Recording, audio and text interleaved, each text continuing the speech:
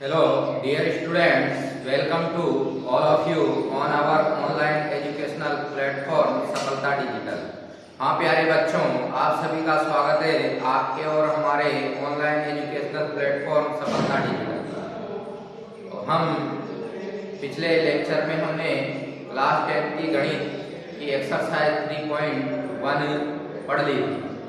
अब हम पढ़ेंगे एक्सरसाइज 3.2 दो चरों वाली रैखिक समीकरण यानी लीनियर इक्वेशन। इसके बारे में हम पढ़ेंगे और क्वेश्चन करेंगे। 3.2 के हम क्वेश्चन करने जा रहे हैं। देखिए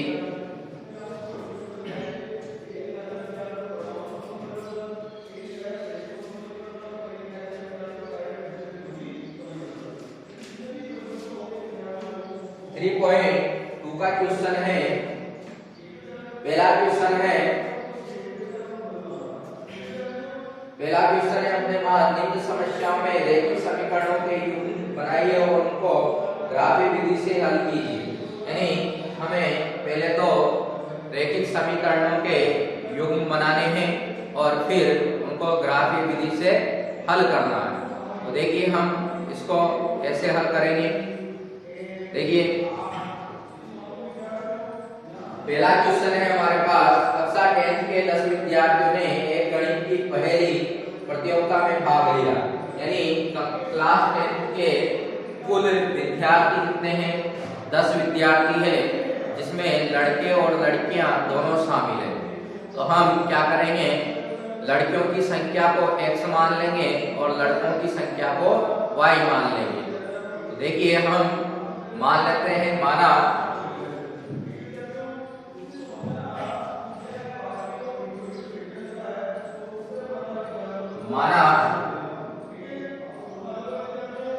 लड़कियों की संख्या x है और लड़कों की संख्या y है।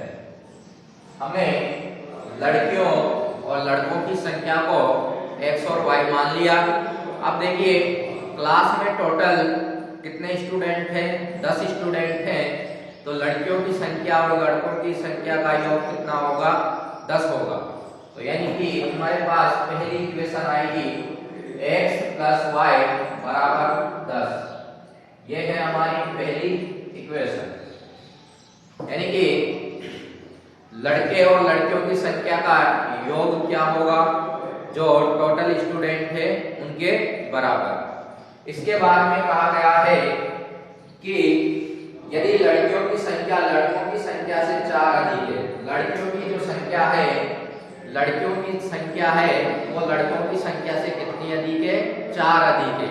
तो लड़कियों की संख्या को हमने क्या माना? x। लड़कियों की संख्या को हमने माना x और लड़कों की संख्या y। और इसमें क्या करेंगे? 4 प्लस कर देंगे। अधिक है लड़कों की संख्या से, लड़कियों की संख्या जो है वो लड़कों की संख्या से कितनी ज्यादा है? 4 ज्यादा है। तो 4 ज्यादा है, इसका मतलब क्या करेंगे? x = y + 4। लड़कों की संख्या में 4 जोड़ देंगे और वो किसके इक्वल हो जाएगा? लड़कियों की संख्या के। यहाँ से हमारे पास दूसरी समीकरण बन के आएगी। तो देखिए इस y को इधर लेके जाएंगे हम, x - y बराबर क्या बचा? 4। ये है दूसरी समीकरण। ये तो हो गया हमारे बीजगणितीय निरूपण। अब हम क्या करेंगे? ग्राफीय निरूपण करेंगे। और ग्राफीय निरूपण करेंगे तो ग्राफीय निरूपण कैसे करते हैं? हम पहली समीकरण और दूसरी समीकरण से टेबल बनाते हैं। तो दो टेबल बनाते हैं, फिर ग्राफ में इनके मान रखते हैं और जो भी मान आएगा वो हम ग्राफ में रखेंगे और एक रेखा खींचेंगे उसमें, यानी रेखा का ग्राफ बनेगा। रैखिक समीकरण में रेखा का ग्राफ बनता है। देखिए ये तो था हमारा कौन सा निरूपण? बीजगणितीय निरूपण। अब हम करेंगे ग्राफीय निरूपण।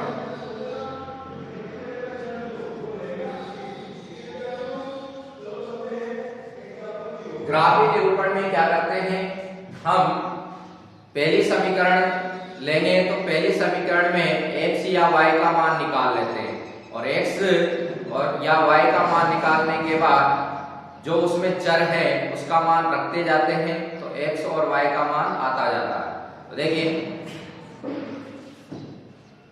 यहाँ पर देखिए ये पहली समीकरण है, हम पहली समीकरण 1 से टेबल का निर्माण करेंगे और समीकरण 1 से हम टेबल बनाएंगे।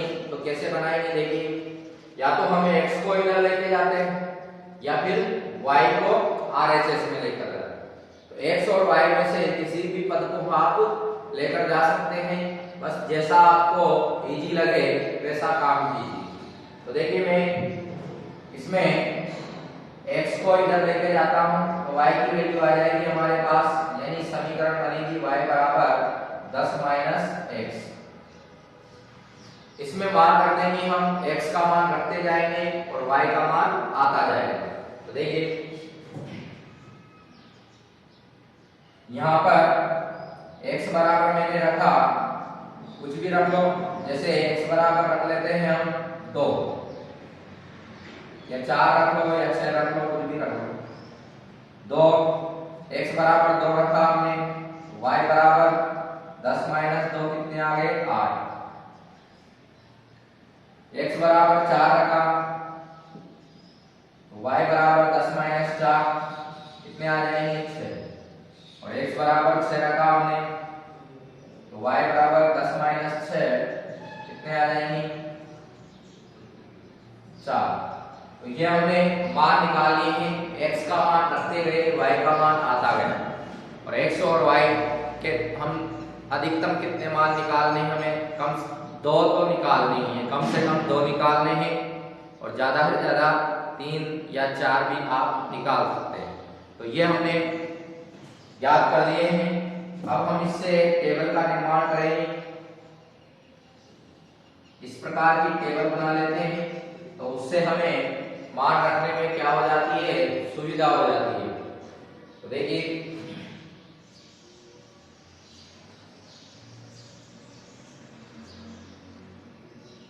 x और y, x का मान हमने 2 4 6 रखा, 2 रखने पर 8 आया, 4 रखने पर 6 और 6 रखने पर 4 आया।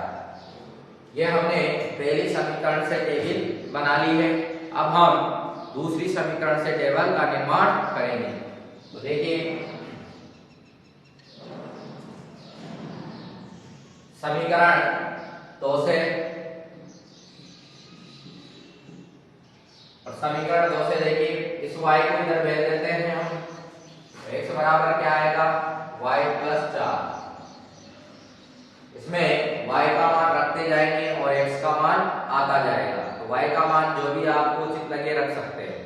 तो y का मान मैं रख देता हूं 0, y बराबर 0 रखेंगे तो x का मान 0 प्लस 4 यानी क्या आएगा 4। फिर y का मान रख लो आप 2, y का मान 2 रखेंगे तो x बराबर 2 प्लस 4 यानी कि 6। फिर y का मान रखेंगे हम 4, x बराबर 4 प्लस 4 कितना आ जाएगा 8। ये हमने x का मान रखते गए, y का मान रखते गए, x का मान आता गया। अब इससे हम एक टेबल बना लेंगे। तो देखिए ये टेबल बनेगी हमारी।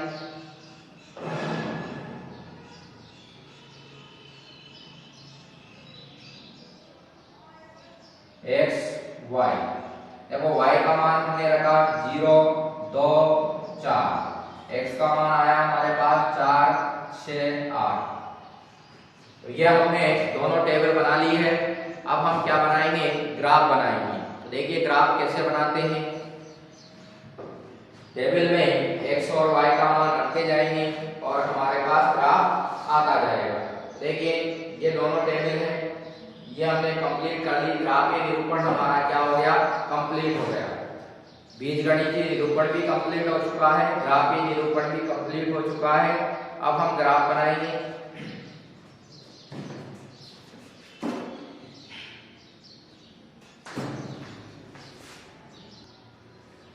देखिए ग्राफ बनाएंगे हम।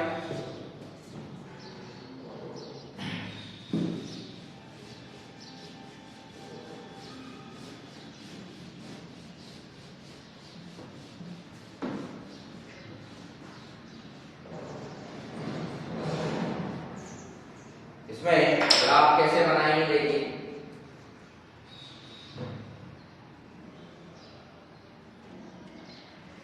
ये लाइनें खींचेंगे हम, एक तो हॉरिजॉन्टल और एक वर्टिकल, और क्षैतिज रेखा, ये है क्षैतिज रेखा और ये ऊर्ध्वाधर रेखा। क्षैतिज रेखा x अक्ष कहलाती है और ऊर्ध्वाधर रेखा y अक्ष कहलाती है।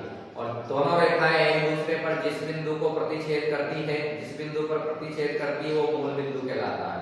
मूल बिंदु के निर्देशांक 0 0 होते हैं। तो देखिए यहाँ पर हमारे x का मान अधिकतम कितना है, x का मान दोनों में अधिकतम 8 है। प्लस में है सारे मान, तो माइनस में लेने की जरूरत नहीं है, प्लस की तरफ ही लो। और यह है मूल बिंदु। मूल बिंदु के दाईं तरफ सारे मान प्लस में आते हैं और बाईं तरफ माइनस में। इसी प्रकार मूल बिंदु के ऊपर y एक्सिस पर सारे मान प्लस में और नीचे माइनस में। यह है x अक्ष और ये है y अक्ष। इधर x डैश और नीचे y डैश। इधर मान रखेंगे हम, दो का गेप ले लेते हैं इसमें, 2 4 6 और ये 8। इसी प्रकार हम y एक्सिस पर मान रखेंगे 2 4 6 और 8।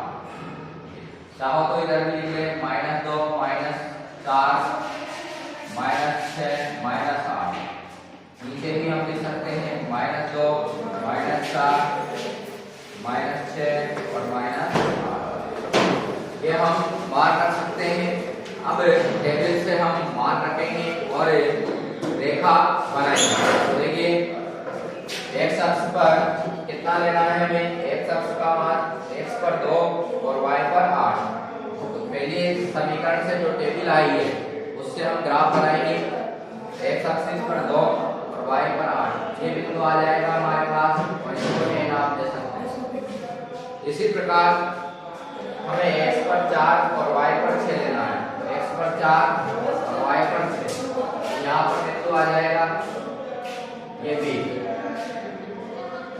फिर x पर 6 और y पर 4, x पर 6 y पर 4, ये यहाँ पर बिंदु आ जाएगा। इसको C नाम दे देंगे और इसको मिलाती हुई एक सरल रेखा खींच देंगे इस प्रकार से।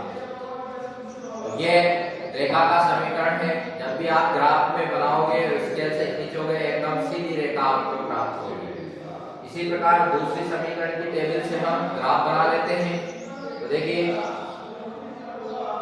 x पर 4 लेंगे और y पर 0। तो x पर 4 और y पर 0 यानी ये किस पर होगा, x एक्सिस पर। इसको हम p नाम दे देंगे। और x पर हमें 6 लेना है, y पर 2। x पर 6 और y पर 2 कहां पर आएगा, इस जगह पर। y पर 2 यहाँ आ जाएगा। इसके बाद में x पर हमें 8 लेना है और y पर कितना लेना है, 4 लेना है। तो y पर 4 लेंगे, x पर 8, ये रहा। और 4 ऊपर रहे, ऊपर जाएगा यहाँ पर इस जगह पर, और इसको q और ये r, इनको मिलाती हुई एक रेखा खींचेंगे तो एक सरल रेखा हमें प्राप्त हो जाएगी। ये हमारा ग्राफ बन गया है। दोनों से ही एक सरल रेखा प्राप्त होगी। जब भी आप ग्राफ में बनाओगे एकदम सीधी रेखा आपको प्राप्त होगी। इसके बाद में जिस बिंदु पर ये प्रतिच्छेद करती है दोनों रेखाएं जिस बिंदु पर एक दूसरे को काटती है वो इसका क्या होगा, हल होगा। यानी x और y के मान होंगे। किस बिंदु पर काट रही है, ये देखो ये काटती है 6 और 8 के बीच में यानी 7 पर, और इधर y एक्सिस पर 2 और 4 के बीच में यानी कि 3 पर। तो इसके निर्देशांक क्या क्या हो सकते हैं, x पर 7 और y पर 3। तो ये इसके निर्देशांक हो सकते हैं। और x की वैल्यू कितनी आए,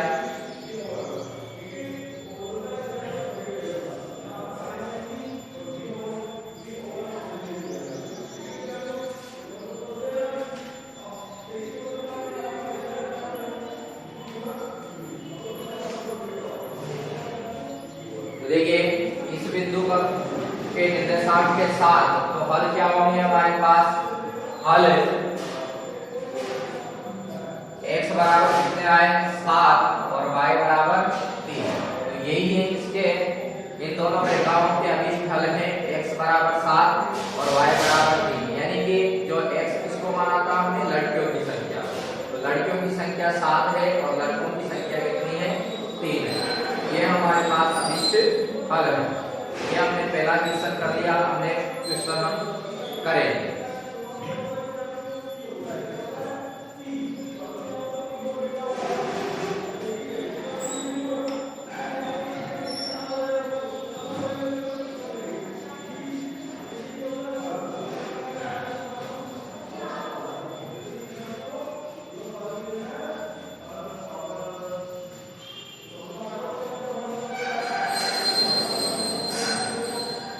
देखिए तीन कंडीशन 3.1 में मैंने बताया था, तीन कंडीशन होती है a1 upon a2 not equal b1 upon b2। इस कंडीशन में रेखाएं क्या होती है, एक तो हल अद्वितीय होता है, रेखाएं आपस में प्रतिच्छेद करती जब ग्राफ बनाते हैं, और युग्म संगत होते हैं। तो इस कंडीशन में अद्वितीय हल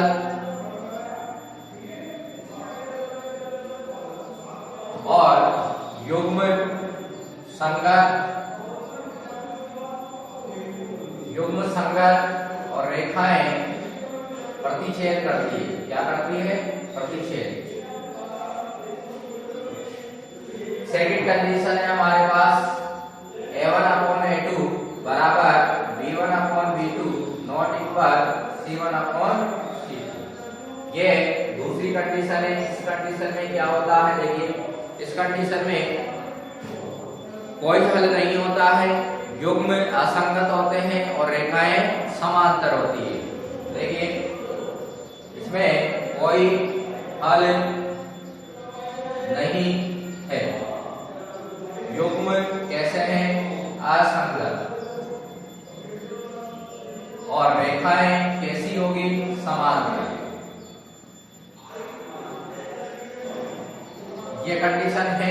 और तीसरी कंडीशन हमारे पास है a1 अपॉन a2 बराबर b1 अपॉन b2 बराबर c1 अपॉन c2। इस कंडीशन में अनेक हल होते हैं और युग्म संगत होते हैं और रेखाएं संपाती होती है। संपाती मतलब रेखा के ऊपर दूसरी रेखा जाती है। तो देखिए अनेक हल होंगे, युग्म संगत होंगे,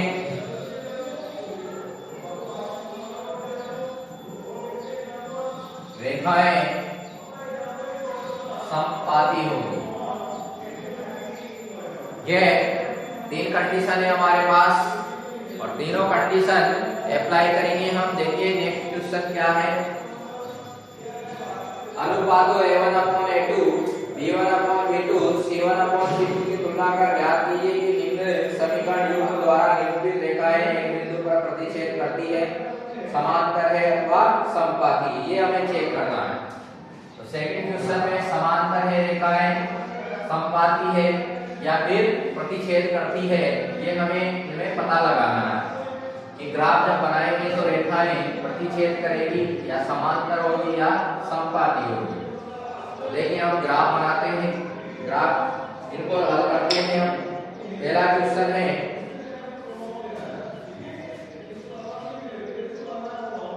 दूसरे का पहला क्वेश्चन है 5x माइनस 4y प्लस 8 बराबर 0। प्लस 6y माइनस 9 बराबर 0।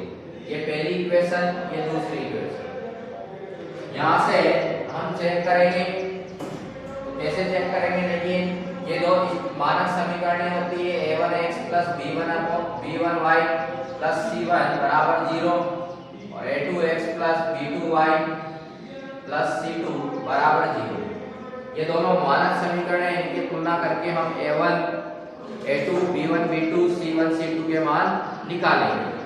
तो देखिए हम इनके मान निकालेंगे तो a1 क्या है? x का गुणांक और a2 भी x का गुणांक। b1 b2 क्या है? y के गुणांक और c1 c2 है अचर पर। तो हम इनको निकालेंगे और कंडीशन अप्लाई करेंगे। देखिए सबसे पहले हम निकालेंगे a1 अपॉन a2 और a1 अपॉन a2 पहली समीकरण का x का गुणांक और दूसरी समीकरण का x का गुणांक। तो पहली समीकरण का x का गुणांक है 5 और दूसरी समीकरण का x का गुणांक है 7। x का गुणांक यानी उसके आगे आने वाली संख्या। तो ये हमने a1 अपॉन a2 निकाल लिया है। इसके बाद हम निकालेंगे b1 upon b2। b1 upon b2 निकालेंगे हम। b1 अपॉन b2 क्या होगा? b1 अपॉन b2 पहली समीकरण व दूसरी समीकरण के y का गुणांक। तो देखिए b1 का मान है y का गुणांक पहली समीकरण का -4 है और दूसरी समीकरण का y का गुणांक 6 है। कट रहे तो काट लेंगे, 2 से कट रहे 2 बार, 2 से 3 बार, यानी आंसर आएगा -2/3। अब देखिए पहले यदि a1 अपॉन a2 और b1 upon b2 not equal है तो फिर आगे सॉल्व करने की जरूरत नहीं है। अब यदि इक्वल है तो फिर c1 अपॉन c2 की वैल्यू भी हम निकालेंगे।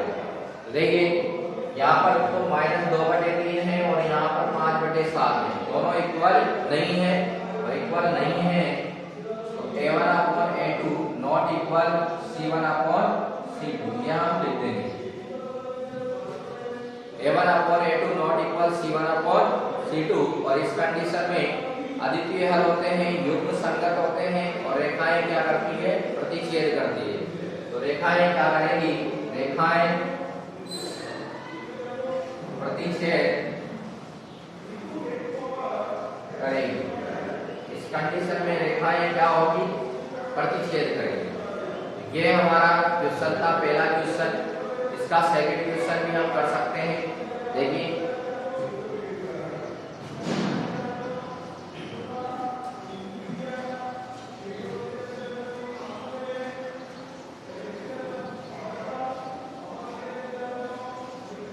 इसका सेकंड क्वेश्चन है हमारे पास 9x प्लस 3y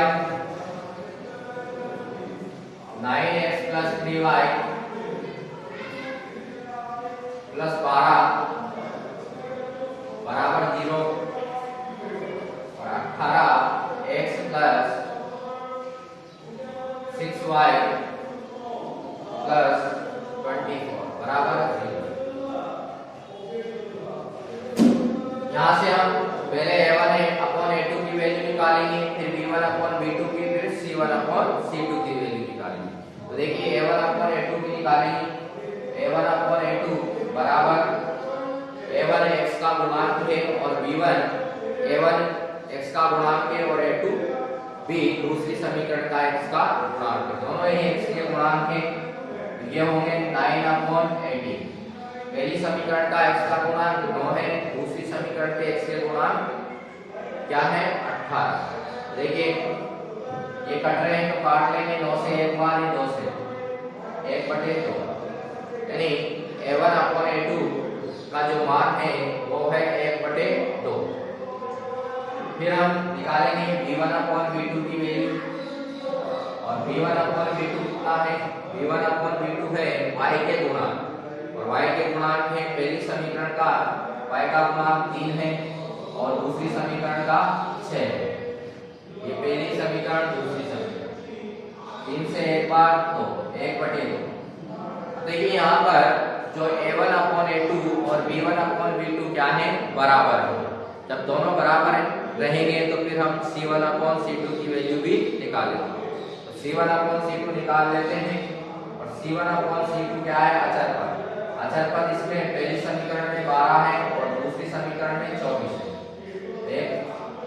12 से एक बार, 12 से दो बार, ये भी 1/2, यानी तीनों ही बराबर है। A1 upon A2, B1 upon B2 और C1 अपॉन C2 तीनों बराबर है और बराबर है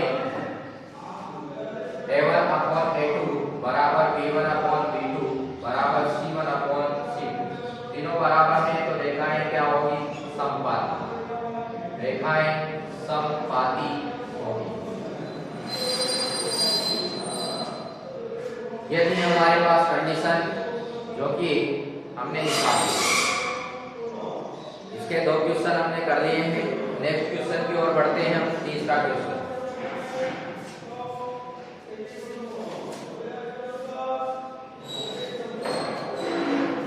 तीसरा क्वेश्चन भी इसी प्रकार का है।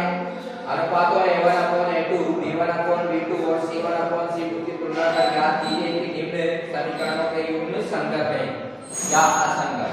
तो हम चेक करेंगे कि किसके युग्म संगत हैं और किसके असंगत हैं। तो कंडीशन यही अप्लाई होगी। देखिए इसके जैसे ही है।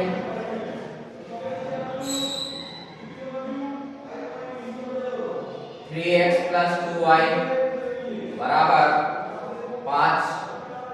तो इसको समीकरण के रूप में बनाएंगे तो 5 को इधर लेके आएंगे, 3x प्लस 2y माइनस 5 बराबर 0, समीकरण 1। इसके बाद में दूसरी समीकरण है 2x माइनस 3y बराबर 7। 7 को इधर लेके आएंगे तो minus 2x minus 3y minus 7 बराबर 0। ये दोनों समीकरण बना ली हमने। अब हम कंडीशन अप्लाई करेंगे। तो कंडीशन अप्लाई करेंगे, A1 अपॉन A2 की वैल्यू निकालेंगे। सबसे पहले A1 अपॉन A2 जो है वो x के गुणांक है। x के गुणांक देखिए, इसमें पहली समीकरण में x का गुणांक 3 है और दूसरी समीकरण में x का गुणांक 2 है। A1 अपॉन A2 कितना आया? 3/2। इसी प्रकार हम निकाल लेंगे B1 अपॉन B2 और B1 अपॉन B2 यानी B1 अपॉन B2 क्या है? y के गुणांक। y के गुणांक हम निकाल लेंगे। y के गुणांक में पहली समीकरण का 2 और दूसरी समीकरण का -। तो दोनों इक्वल है क्या? दोनों इक्वल नहीं है, क्योंकि एक में माइनस है एक में प्लस है। तो इसमें इक्वल नहीं है। इसका मतलब युग्म कैसे है? यानी युग्म संगत है। इस कंडीशन में A1 upon A2 not equal B1 upon B2 दोनों बराबर नहीं है और बराबर नहीं है। इसका मतलब युग्म कैसे होंगे? संगत होंगे। युग्म इस कंडीशन में युग्म कैसे होते हैं? संगत। यह था हमारा तीसरे का पहला क्वेश्चन। इसमें और भी क्वेश्चन हम कर सकते हैं। तो देखिए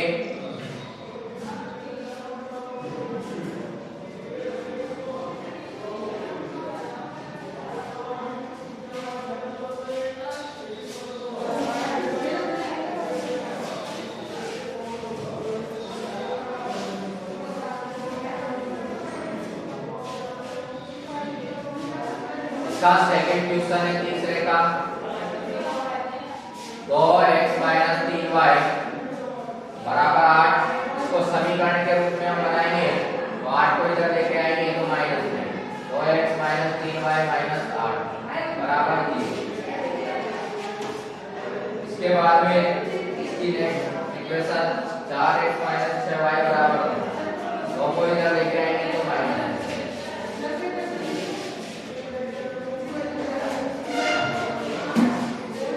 ये पहली और दूसरी समीकरण है हमारी। अब हम क्या करेंगे? A1 अपॉन A2 का मान निकालेंगे और A1 अपॉन A2 x के गुणांक होते हैं।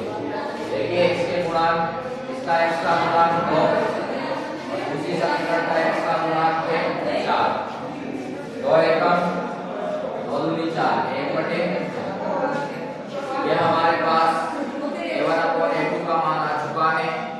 इसके बाद v1/v2, y का गुणांक v1/v2 क्या है, y का गुणांक। देखिए यहाँ पर y के गुणांक है -3 और नीचे भी -3। सॉरी, समीकरण 1 का y का गुणांक है -3 और समीकरण 2 का -6। माइनस से माइनस कट गया, 3 से एक बार होगा 1/2। अब देखिए दोनों बराबर हैं, a1/a2 और b1/b2 दोनों बराबर हैं, दोनों बराबर हैं। इसका मतलब c1/c2 की वैल्यू भी हमें निकालनी पड़ेगी। तो c1/c2 की वैल्यू हम निकालेंगे। c1 कितना है, -8/75 और -2, यानी कंडीशन क्या बनेगी हमारे पास, a1/a2 बराबर b1/b2 नॉट इक्वल c1/c2।